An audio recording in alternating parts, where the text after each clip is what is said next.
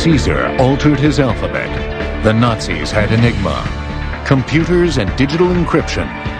The attempts to make and break these secret methods of scrambled communication have changed the course of history. Now, Codes on Modern Marvels.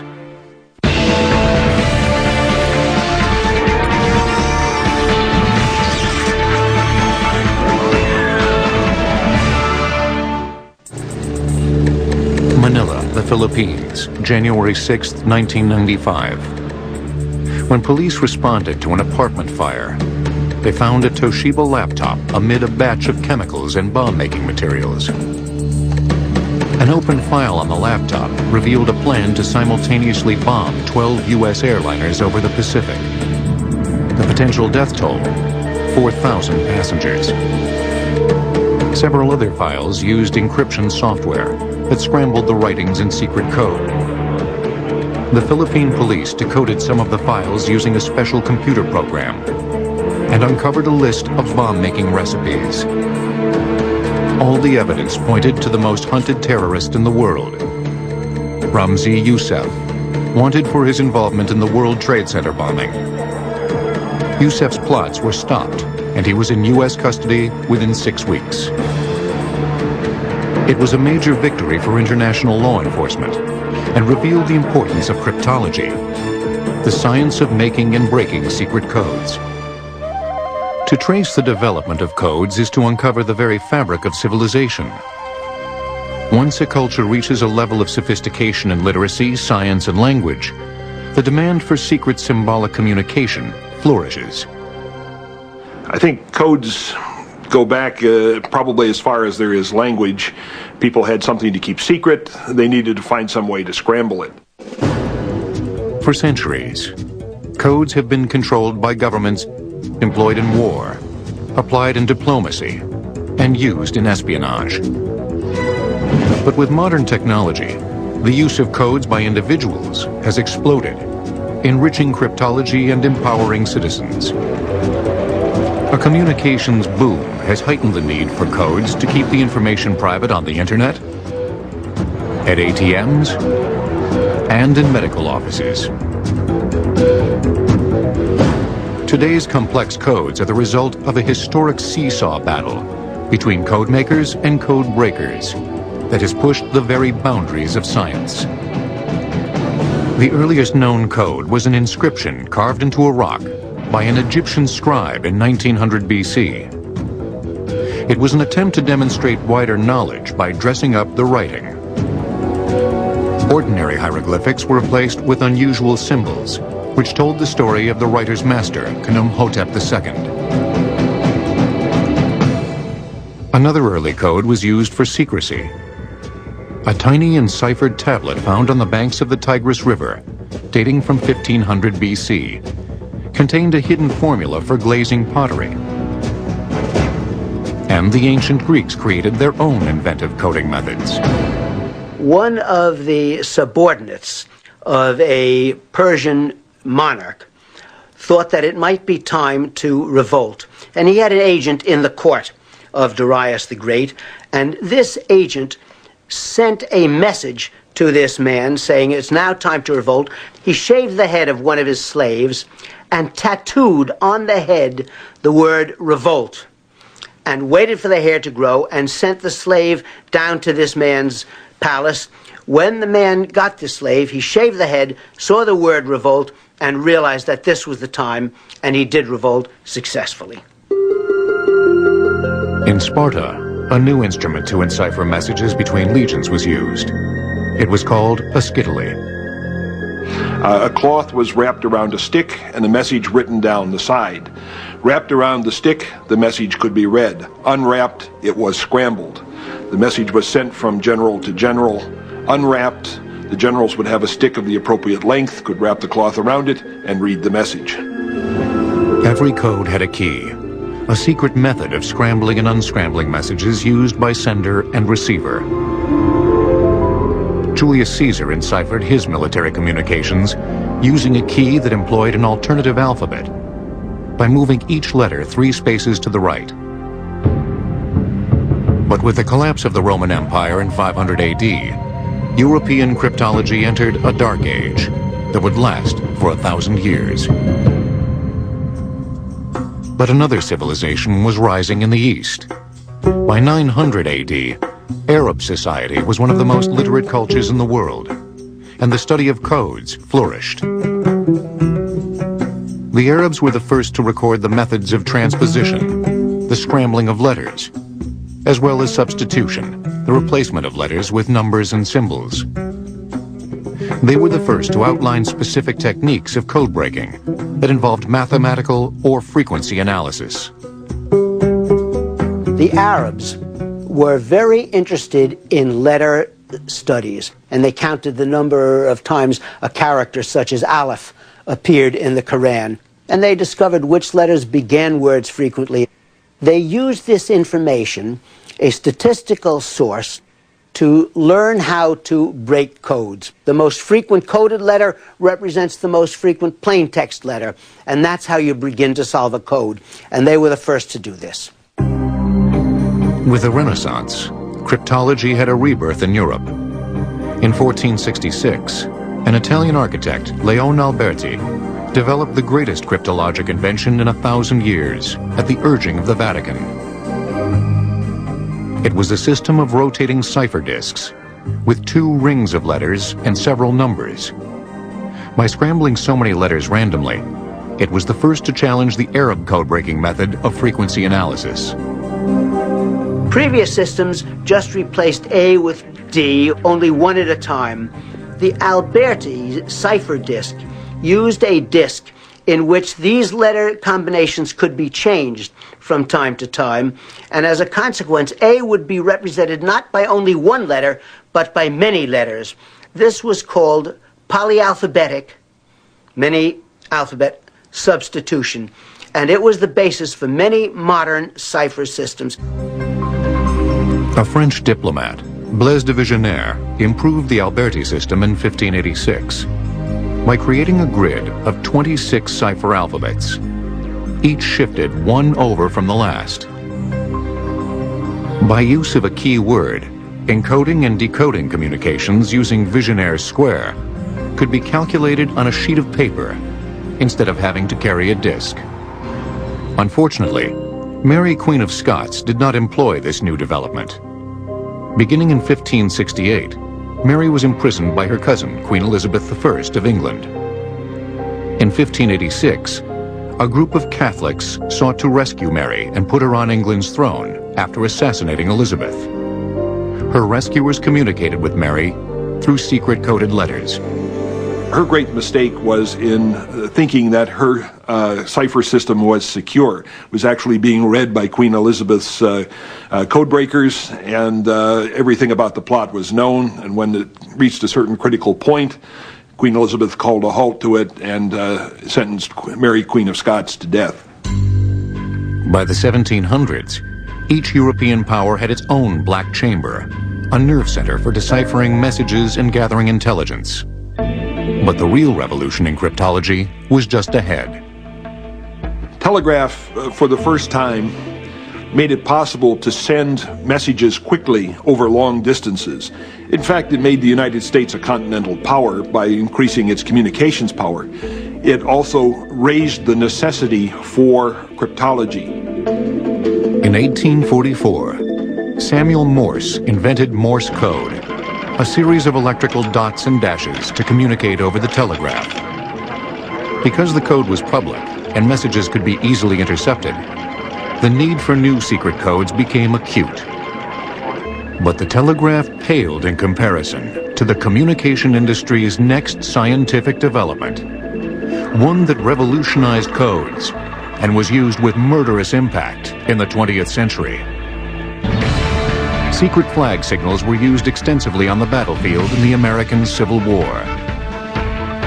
Codes will return on Modern Marvels. At the dawn of the 20th century, an Italian physicist, Guglielmo Marconi, changed the world of codes forever. Marconi's invention harnessed radio waves as a new method of communication.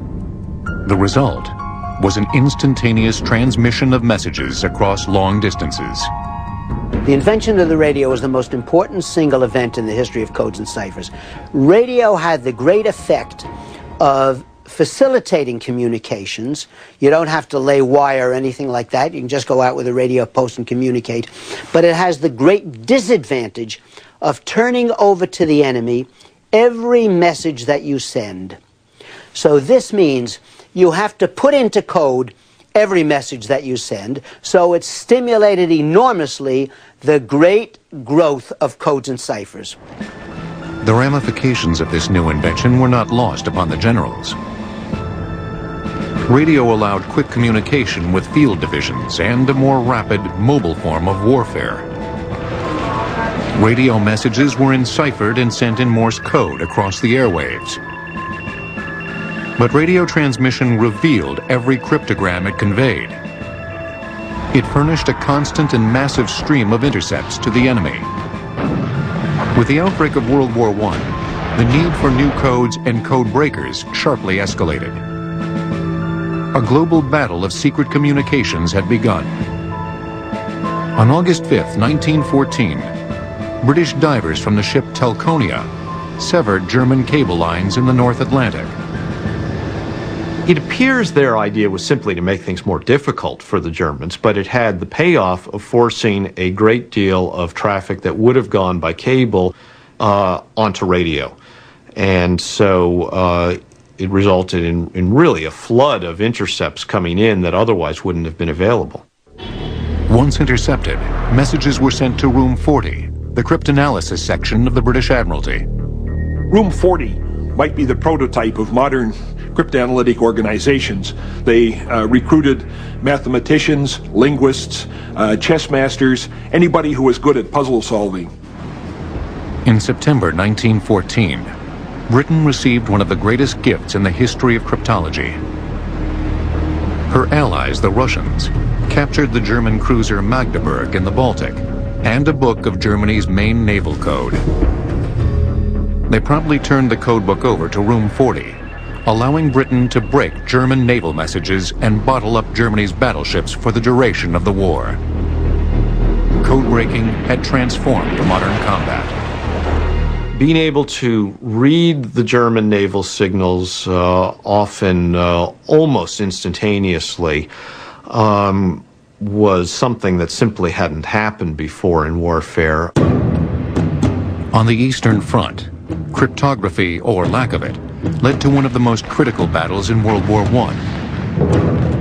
In late August 1914, the Russians sent 2 armies into East Prussia in a pinchers movement to trap the Germans near the village of Tannenberg.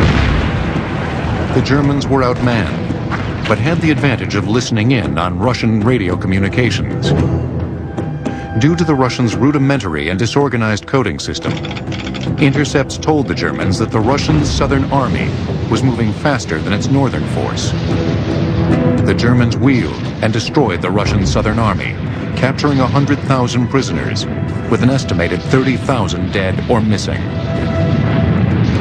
This was the first great defeat of the Russians in the war, and it started them on their long slide into ruin and revolution. The Russians did not, at World War I, have a good cipher system, and in part they lost the war because of it. But the greatest code-breaking event in the history of cryptology began on January 17, 1917. The British intercepted a telegram that was encrypted with the highest German diplomatic code, 0075. It was a mind-numbing system of 10,000 words and phrases attached to 1,000 numerical code groups. The secret message was from the German Foreign Minister, Arthur Zimmermann, to his ambassador in Washington, Johann von Bernstorff, for relay to Germany's ambassador to Mexico, Heinrich von Eckhardt. The telegram would be deciphered there and sent to Mexico's president, Venustiano Carranza. It was sent from Berlin to Washington, encrypted on the American undersea telegraph cable. The British intercepted it there, recognized its importance. It was in a new diplomatic system which the British had not yet broken. After receiving the message in the new 0075 code, von Bernstorff's office in Washington then made a fatal mistake. In Washington, they took this telegram out of the new diplomatic code book, re-encrypted it in the old diplomatic code book, and sent it to Mexico City on the telegraph. But the British had already broken the old code. The British intercepted that version as well, had versions to compare. Perhaps the silliest, most tragic error that a cryptographer can make. British cryptanalysts began to decipher the message in the old code in painstaking chunks, constructing patterns using pencil and paper. Within days, they had it. As the meaning of Zimmerman's secret message began to emerge, the import was stunning. Despite the sinking of the American ocean liner Lusitania by the Germans in 1915, America maintained its neutrality with the promise of German restrictions on its U-boats. The Zimmerman telegram outlined Germany's intent to resume unrestricted submarine warfare on February 1st, 1917, as a means to strangle Britain. To keep America at bay, Zimmerman proposed that Mexico invade the United States and reclaim Texas, New Mexico, and Arizona. Germany also asked Mexico to persuade Japan to attack America. The actions would be backed with German military and financial aid. The British Admiralty was desperate to get the deciphered message to the Americans without alerting the Germans that their code had been broken.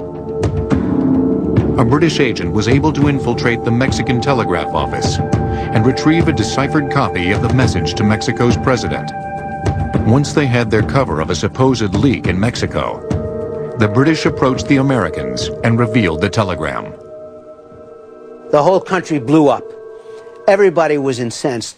Formerly, only the East Coast was concerned. Now, suddenly, the whole Midwest was worried about Mexico. And 6 weeks after this message was deciphered, the United States declared war on Germany. So it was probably the most significant event in code-breaking history. Did was convince the entire country that Germany was a national enemy. And a few months later, when Woodrow Wilson asked for a declaration of war, he had a united and angry country behind him, ready to go to war against the Germans. A single breakthrough by the cryptanalysts in Room 40 had succeeded where 3 years of intensive diplomacy had failed. Code breaking would play an even greater role in cryptology's golden age, World War II. At the end of World War I, the power of the code breakers over the code makers seemed obvious. But by 1917, American inventor Edward Hepburn conceived the first model of an electrical machine, made with a wired rotor of letters attached to a keyboard. 1 year later, a German electrical engineer, Arthur Scherbius, independently created an electrical encryption machine similar to Hepburn's, with several rotors. The inventions revolutionized cryptography by mechanizing the production of codes with millions of potential variations. Imagine a hockey puck. 26 electrical contacts on one side, 26 electrical contacts on the other side, wired at random. You shoot an electrical current through into A. It comes out at Q, lights up a letter. Now this hockey puck turns one space. You shoot a current in again at A, now it's going to come out at X. And this continues to turn until you go through all 26 revolutions. And then, instead of just having one cipher machine, one cipher wheel next to another, you have several rotors next to another. By the mid-1920s, Scherbius was mass-producing his new model, called Enigma. Over the next 2 decades, he would sell more than 30,000 units to the German military that viewed it as a godsend. Meanwhile, the cryptology offices of the Allies had dwindled in personnel and quality. But Poland, because of its geographical vulnerability between Germany and Russia, was desperate for intelligence. The Poles set up a world-leading cryptanalyst bureau and hired a group of brilliant mathematicians. One of them was 23-year-old Marian Rejewski. What Rejewski realized was that if you have a machine that's based on rotors, there's certain mathematical relationships between the way it enciphers a letter in one position and the way it enciphers a letter in the next position in sequence. Even today, it's an astonishing accomplishment of what he did, was able to reconstruct the wiring of the rotors of an Enigma machine without ever having seen one. In building his own model of the German military Enigma, all Rejewski had was a commercial version of Enigma and his extraordinary math skills. At the time, only a few hundred German military Enigma units existed, and all were kept under tight control by the German army. Then, in 1931, a German traitor, Hans Thilo Schmidt, supplied background information for using the Enigma machine which aided Rejewski's guesswork. The one piece of the puzzle he did not have was knowing how the keyboard of the Enigma machine was wired up to the first rotor. Maybe he had a good sense of the lack of imagination of the Germans, but he thought, well, maybe they wired A to A and B to B and C to C, and sure enough, that was it. He tried that, and he said the solution started coming out as if by magic, almost, on this paper in front of him. But the Germans routinely changed the daily key, the indicator setting that determined the scrambling of their daily messages.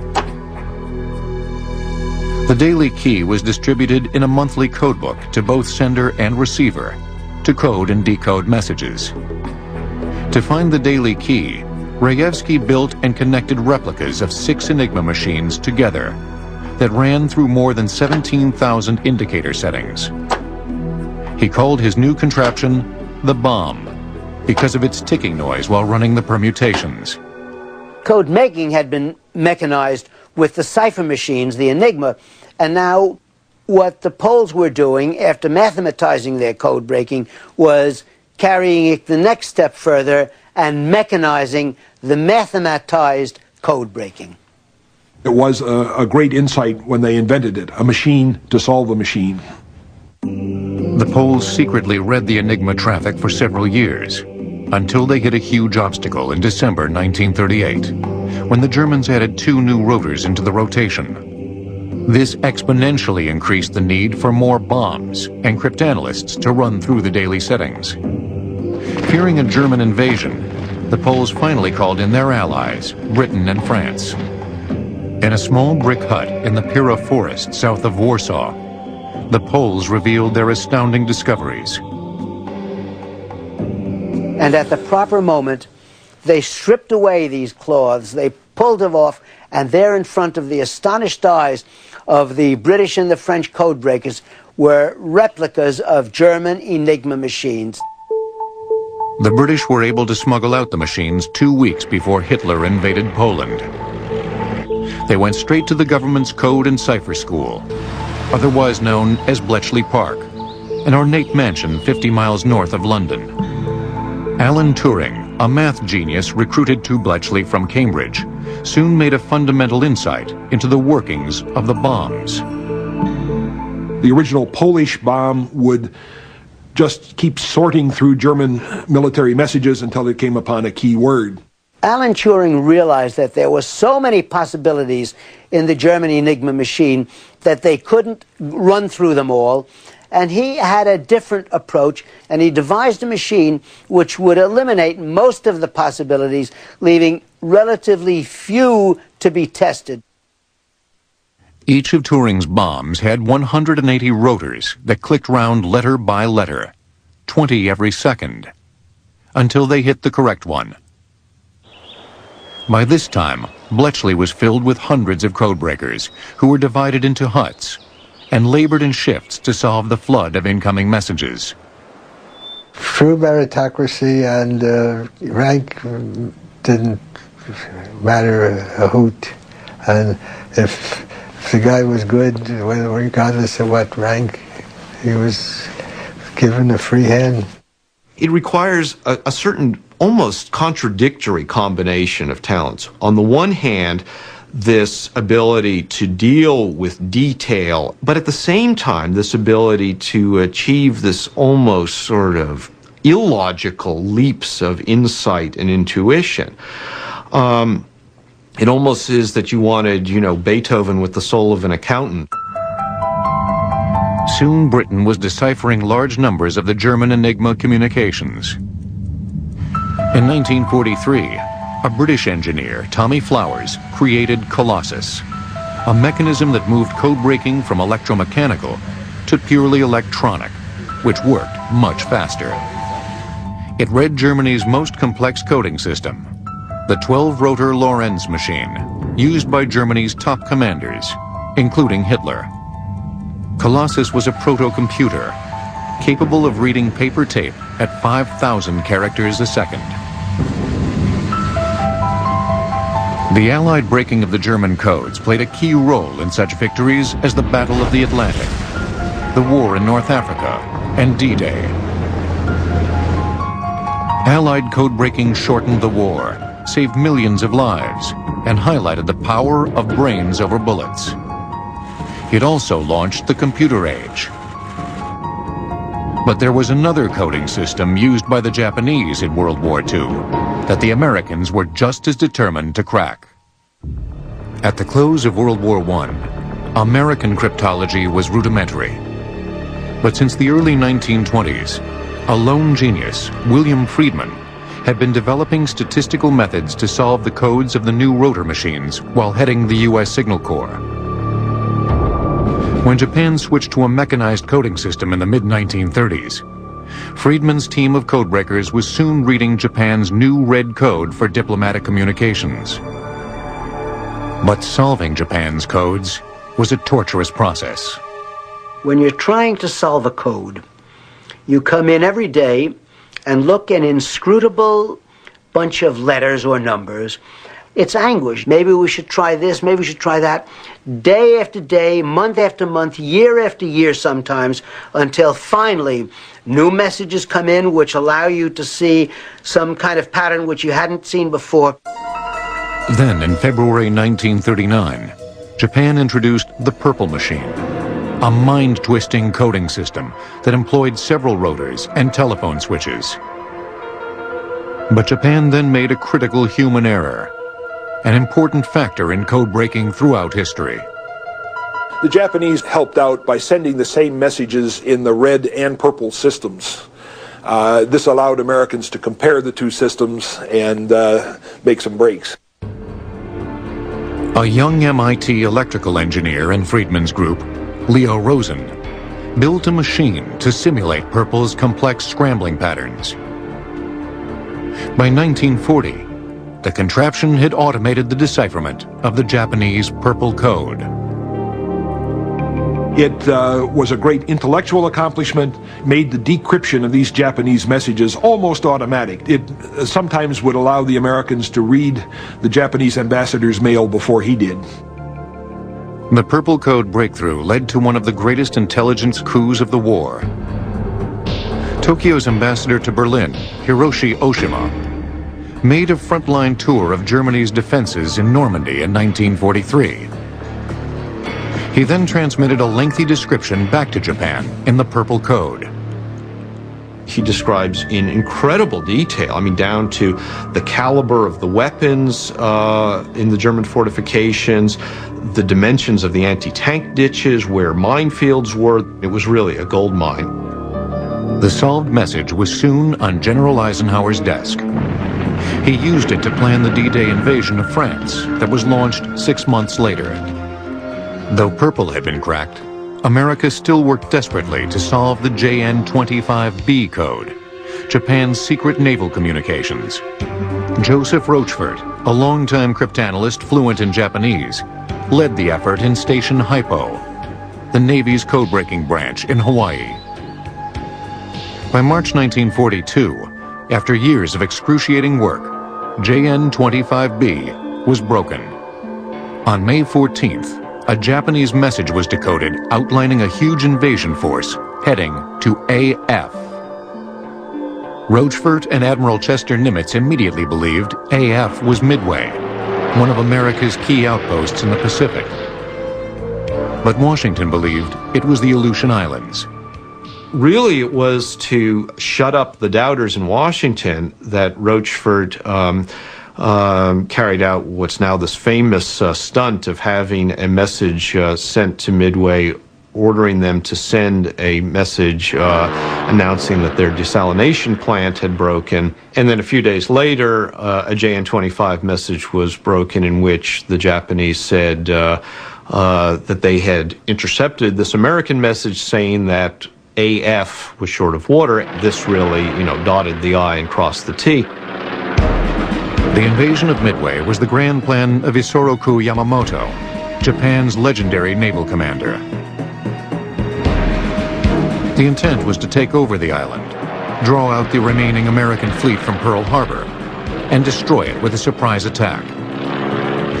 On June 4th, 1942, the Japanese began to attack Midway, but lurking on the horizon were the coiled forces of the U.S. Navy. Knowing in advance what the Japanese plans were allowed Nimitz to get his carriers there first and essentially to surprise the Japanese.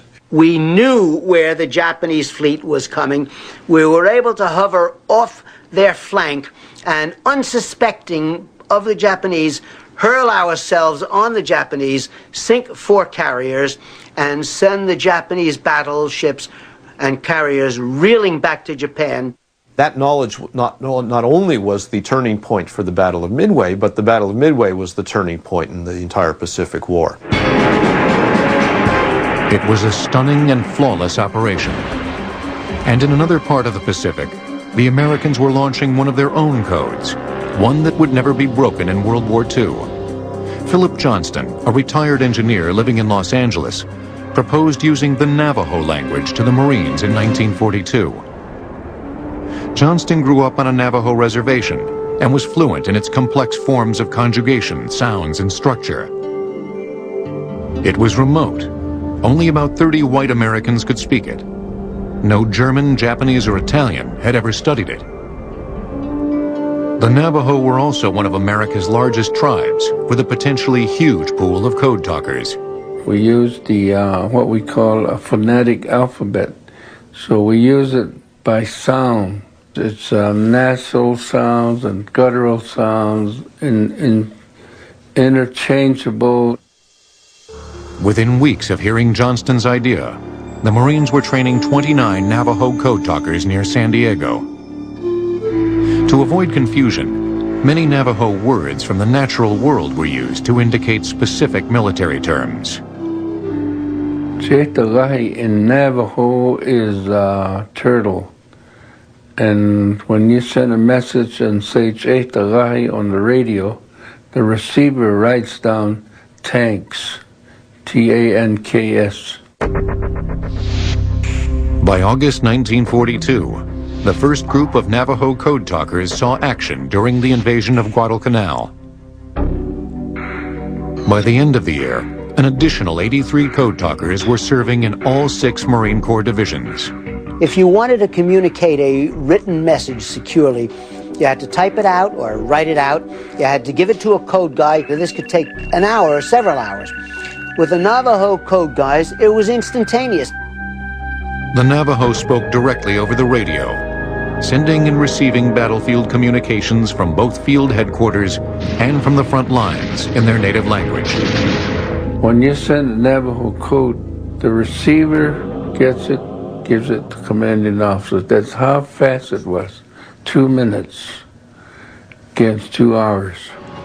By war's end, there were 420 Navajo code talkers. After the war, the U.S. government forbade them to talk of their unique contributions because of the secrecy of their code. Only in 1968 was the Navajo Code made public, and in 1982, the code talkers were finally honored with a special commemoration day. America owes the Navajo code talkers the lives of many of its sons. The greatest tribute was that their code was never broken. But for code makers, the hunt for a truly unbreakable code is an obsession that continues into the age of computers. A American codebreaker William Friedman invented several cryptologic machines, 2 of which were so secret, patents were never filed. Codes will return on Modern Marvels. For centuries, governments had controlled cryptology. That would change with the modern age. Soon after World War II, computers began to create codes of almost infinite complexity. There's a rule of thumb in cryptography.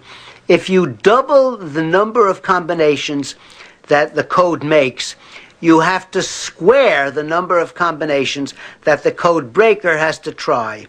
So one guy is going from 5 to 10, but the code breaker has to go from 5 to 25. It's much easier to make the number of combinations virtually impossible to test. But this new encryption was still only accessible to the government. In 1952, President Harry Truman founded the National Security Agency, the greatest collection of computer and cryptologic talent in the world. Its charge was to intercept and decrypt intelligence from all over the globe. By the 1970s, more businesses began using computers to encrypt communications. But distributing secret keys, needed to encode and decode messages, remained cryptology's greatest historical problem. Businesses had to physically fly couriers to dozens of distant offices to deliver the secret keys to avoid interception and to ensure absolute security. But key distribution was not cryptology's only problem. By the 1970s, some people were concerned about the growing code-breaking power of the government because of computer technology. I think the biggest threat to privacy that we face is Moore's Law. It's the power of computing doubling every 18 months. The human population is not doubling every 18 months, but the ability for computers to keep track of us is. Surveillance technology with computers behind them to analyze the surveillance data can give rise to an omniscient government. And it's not clear that democracy can survive omniscience. By the mid-1970s, a trio of Stanford cryptographers, Whitfield Diffie, Martin Hellman, and Ralph Merkle, created a theoretical model for coded computer communications that eliminated the need for a secret distribution of keys. It also sought to offer powerful digital encryption to a perceived future of mass computer users as a counterweight to government spying. Called public key cryptography, it gave each computer user a pair of different but related keys, one public and one private. Now say Bob wants to send a secret message to Alice. Bob would use Alice's public key for encoding, but only Alice could use her private key to decode the message.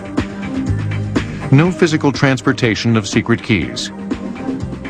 And now, even Bob and Alice could theoretically have access to encrypted communications hidden from the most powerful investigative forces in government.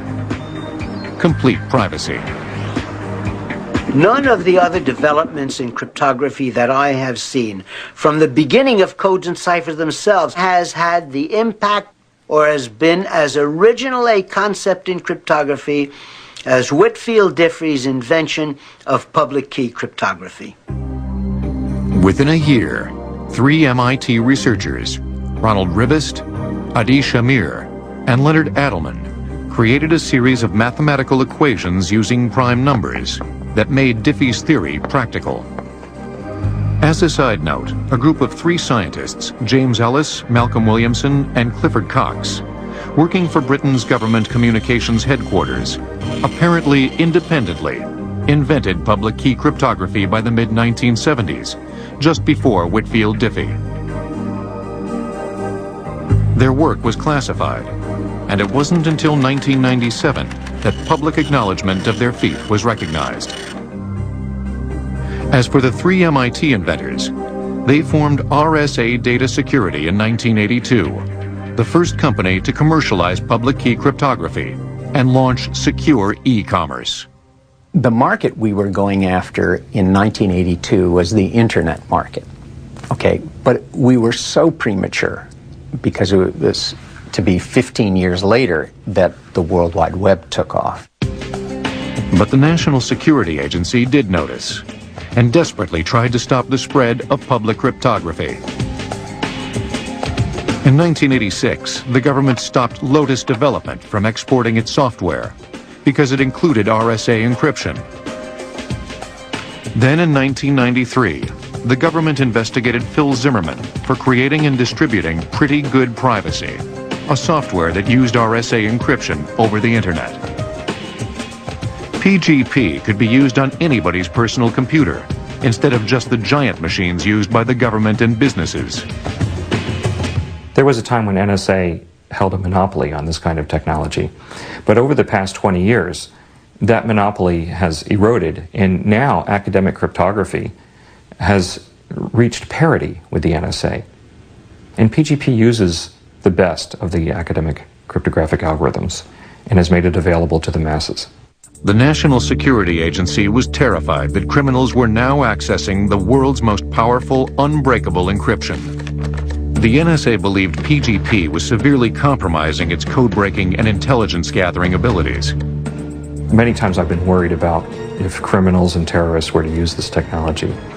And I did a lot of soul-searching on it. I sometimes lost sleep thinking about it. But individual governments, like Stalin or Hitler, have killed more people than all of the criminals of the 20th century combined, all over the world. By 1994, RSA encryption was widely used in most U.S. software, and companies were pushing to export it. The government urgently sought a compromise by introducing the Clipper chip, a government chip that would be installed in communications devices. The chip, like a wiretap, could only be accessed by the government through a court order. Law enforcement could still eavesdrop on suspected criminals, but grant the public a level of privacy. People were concerned that it was voluntary to start out with, but that it would become mandatory, that it would be pushed upon them. They were concerned about loss of personal privacy. Do you want to control your private communications just by yourself, or do you want to be partners with the government in controlling your private communication? And ultimately, the society has decided that we want to keep privacy to ourselves. After a 5-year fight and a huge public backlash to the proposal, the Clinton administration granted businesses the right to export public cryptography. By 1996, after MIT had published PGP in a book and posted it on its website, the government backed off its investigation of Zimmermann. Even though government has intruded increasingly into private lives and has greater capacities these days to intercept communications, the growth of encryption has made it possible for individuals to protect themselves and protect their privacy in a way that had never been able to be done before. You know, historically there's been a battle between cryptographers who make the codes and cryptanalysts who break the codes. And Edgar Allan Poe once said that any code that a man can invent, another man can break. But it turns out that that's probably incorrect. The best mathematical evidence we have is that that's not the case, that in fact code makers do win over code breakers. Code breaking will last as long as people make mistakes. But the code systems themselves are getting better and better. They can't be broken now if properly used. So I think we're in an era of the slow death of the code breaker, much as I regret it in a way, and increasingly in the era of the code maker. But throughout history, new codes have always been declared unbreakable, only to be eventually broken. As codes enter the realm of quantum computers, human ingenuity will be tested once again. Only time will tell the victors.